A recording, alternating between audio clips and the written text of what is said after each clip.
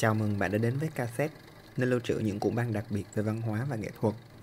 Bạn sẽ làm gì khi sinh ra trong một gia đình sở hữu thương hiệu rượu cognac lớn nhất thế giới, đồng thời có cổ phần trong tập đoàn LVMH, tập đoàn xa xỉ kiểm soát nhiều hãng thời trang và rượu mạnh? Kilian Hennessy, hậu duệ đời thứ 8 của gia tộc Hennessy, thay vì tiếp quản công việc truyền thống của gia đình, đã lựa chọn xây dựng một sự nghiệp riêng cho mình.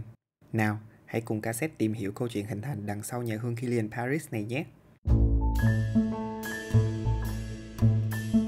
Câu chuyện bắt đầu khi Kilian tìm kiếm chủ đề cho luận án ở trường đại học. Sau khi vừa thực tập tại Kenzo Perfume, ông đã chọn bàn về ý nghĩa của mùi hương nhằm tìm kiếm một ngôn ngữ chung giữa các vị thần và người phàm, đó chính là nước hoa. Để chuẩn bị cho bài luận, ông đã tham gia vào trường đào tạo dành riêng cho những nhà chế tác hương. Lần đầu tiên khi tiếp xúc vào những nguyên liệu thô và tinh dầu, Kilian ngay lập tức đã bị cuốn hút bởi chúng.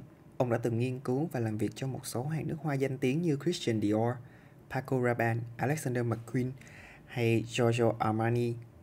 Triết lý của Kilian về việc tạo ra nước hoa rất đơn giản: đưa giá trị nước hoa trở lại về uy nghi ban đầu, đồng thời thêm thắt vào đó một chút hơi thở của đương đại. Ông tiếp cận nước hoa giống như cách mà đạo diễn tiếp cận một bộ phim. Đầu tiên là kịch bản, thứ đóng vai trò như một khuôn mẫu cho sự phát triển của nước hoa. Và tất cả các sáng tạo hương đến từ nhà Kilian Paris đều mang trong mình những câu chuyện riêng, được lấy cảm hứng từ những truyền thuyết hoặc thần thoại. Một trong những nhà chế tác nước hoa trẻ tuổi mà Kilian phỏng vấn cho luận án là Jacques Cavalier, làm việc tại Firmenich. Cavalier là cái tên đứng đằng sau sự thành công của những chai nước hoa đình đám như Aqua Dior cho nam, dòng nước hoa của Issey Miyake, Jean Paul Gaultier, và ngày nay ông là nhà chế tác nước hoa tại Louis Vuitton. Jacques trở thành người cố vấn cho Kilian. Kilian biết đến khoảng 700 nguyên liệu thô khi theo học tại trường, nhưng từ khi trở thành thực tập sinh cho Jacques, con số ấy đã tăng lên từ 700 lên 3.000. Kilian thừa nhận Jacques là người xây dựng phần lớn nền tảng kỹ thuật của ông. Sau khi tốt nghiệp đại học, Kilian đến sống ở New York và gặp một nhà điều chế khác của Firmenich tên là Thierry Wasser. Ngày nay, Thierry đang là nhà chế tác cho Guerlain. Với Thierry, ông thường làm việc 2 buổi tối một tuần để tìm hiểu tất cả các dòng nước hoa đã được tung ra thị trường. Ví dụ, hai người sẽ tìm hiểu về họ hoa huệ, tìm ra sáng tạo có hoa huệ đầu tiên là Fracas, sau đó là Poison by Dior. Vậy, Poison đã mang gì từ cấu trúc hương của Fracas? Họ đã làm điều đó cho từng họ hương một. Đó là lý do vì sao khi làm việc với Paco Rabanne và Alexander McQueen, họ đều bổ nhiệm ông làm Fragrance Director, giám đốc nước hoa, bởi lượng kiến thức khổng lồ của ông về nước hoa. Kilian luôn nói rằng ông không muốn đi theo sự nghiệp của gia đình, vì vậy không có gì ngạc nhiên khi ông quyết định theo đuổi ngành chế tác mùi hương này. Ông đã từ chối mọi công việc thực tập tại Hennessy vì không muốn làm việc cho cha mình. Lý do vì Kilian không muốn cảm thấy rằng mình bị mắc kẹt với sự nghiệp chỉ vì cái họ của mình hoặc bởi vì các mối quan hệ của gia đình. Ông muốn xây dựng một sự nghiệp cho riêng mình và cần tự hào về những gì mình đã đạt được.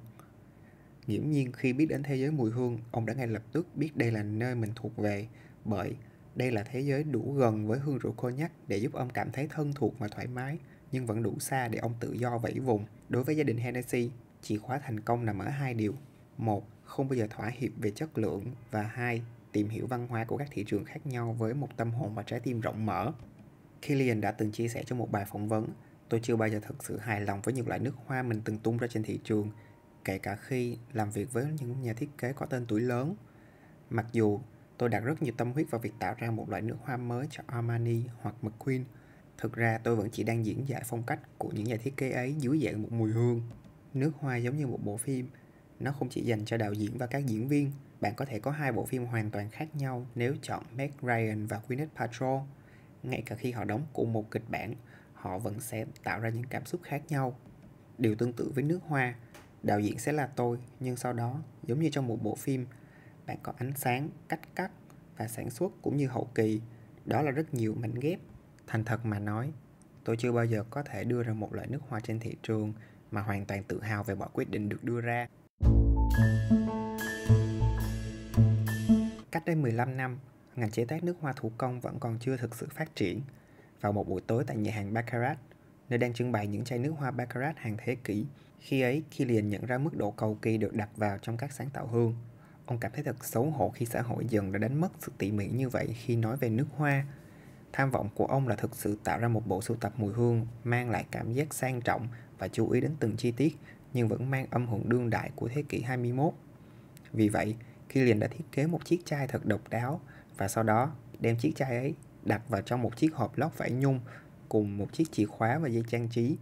Nhưng các nhà sản xuất cảm thấy rằng đó là một công việc rất tốn kém và vô nghĩa. Killian đã mất tận 1 năm rưỡi để có thể thuyết phục được những nhà cung cấp đồng ý sản xuất theo ý tưởng của ông. Vào tháng 9 năm 2007, sau 12 năm làm việc cho nhiều thương hiệu nổi tiếng, Killian đã tự mình bứt phá và cho ra mắt bộ sưu tập nước hoa đầu tay với 6 mùi hương, mỗi mùi hương chỉ sản xuất vỏn vẹn 12 chai. Chi nhánh Paris hết hàng trong 1 tuần, còn ở New York, họ đã bán hết sạch chỉ sau 2 giờ. Lúc ấy, ông đã phải chi trả một số tiền lớn mỗi tháng cho nhân viên mà không có gì để bán. Các nhà cung cấp phải mất gần 2 tháng để có thể bổ sung kịp cho hàng dự trữ. Killian chủ yếu làm việc với người tạo ra Dior Jadot và Marc Jacob Lola. Đó không ai khác là Calice Becker. Ngoài ra, ông còn hợp tác với lại Sidonie Lancaster. Trái với dự đoán và kỳ vọng của nhiều người, bộ sưu tập đầu tiên của Killian Paris không chứa bất cứ hương cognac nào. Thay vào đó, ông lấy cảm hứng từ hầm rượu cognac của gia đình, nơi chứa đựng hầu hết ký ức tuổi thơ của ông. Ảnh hưởng của rượu cognac được truyền tải qua các lớp hương có đường, cồn, vani và hương gỗ trong nước hoa. Trong quá trình tạo ra một mùi hương, các nhà điều chế luôn ngửi mùi trên da chứ không phải trên giấy. Sau đó, cố gắng đưa ra những sáng tạo đẹp nhất, khác thường và tinh tế nhất có thể. Killian tin rằng bạn cần phải cảm thấy tự tin, mạnh mẽ và quyến rũ hơn với mùi hương mà bạn mặc. Một công thức nước hoa là cả quá trình tinh chỉnh và đong đếm cẩn thận. Trong nấu ăn, nếu bạn thêm một chút tiêu hoặc thêm một chút cỏ xạ hương vào món ăn thì món ăn có thể sẽ không bị thay đổi. Với nước hoa chỉ 0,1 gam nguyên liệu đã có thể thay đổi toàn bộ cấu trúc của mùi hương. Khi có một mẫu thử tiềm năng, Killian sẽ nhờ đồng nghiệp mặc thử vì thật khó để ngửi thấy mùi nước hoa trên chính bản thân mình. Vì vậy, ông cần người khác mặc nó để phân tích hiệu năng. Ngoài ra, ông cần một vài ngày nữa để đánh giá nước hoa trong không khí. Mùi của nó sẽ như thế nào nếu xịt lên khăn và đeo lại vào ngày hôm sau. Quá trình ấy có thể kéo dài tận 12 tháng. Các sáng tạo từ Killian Paris được thiết kế đẹp mắt và chú ý đến triết lý Eco-Luxury của ông. Những bộ sưu tập đầy tính sáng tạo của ông được thực hiện với sự hợp tác của các nhà chế tác nước hoa nổi tiếng như Calice Becker, Sidonie Lancaster, Alberto Morillas. Những lọ nước hoa được thiết kế đầy tinh tế, lấy cảm hứng từ nghệ thuật trang trí hiện đại. Nước hoa được đựng trong một chiếc hộp sơn mài màu đen, bao gồm một ổ khóa và chìa khóa tựa như một kho báu. Mỗi chai hoàn toàn có thể đổ đầy và tái sử dụng. Ý tưởng bền vững này là một luồng gió mới trong thiết kế bao bì nước hoa. Sau lần mua đầu tiên của bất kỳ sáng tạo nào đến từ nhà Killian Paris, bạn chỉ cần mua lại phiên bản refill để làm đầy mùi hương yêu thích của mình. Giờ đây, với vai trò lãnh đạo thương hiệu của riêng mình, Killian đã trở thành một trong những cái tên được kính trọng nhất trong ngành. Ông đang nâng tầm thế giới nước hoa đương đại với con mắt tinh tường và kiến thức về mùi hương gần như vô song của mình. Mùa hè này, Killian đã cho ra mắt sáng tạo mới với tên gọi Cologne Shield of Protection. Đây là tham vọng mang lại một cách diễn giải mới về dòng nước hoa cologne vốn đã tồn tại từ lâu của quý ngài Hennessy. Từ thời xa xưa, cologne đã từng được sử dụng như một loại dược phẩm.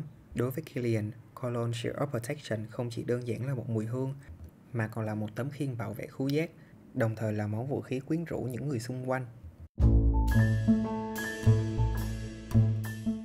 Tháng 6 này, Cassette mời bạn trải nghiệm mùi hương cologne với ca concept, đại diện độc quyền của Killian Paris tại Việt Nam.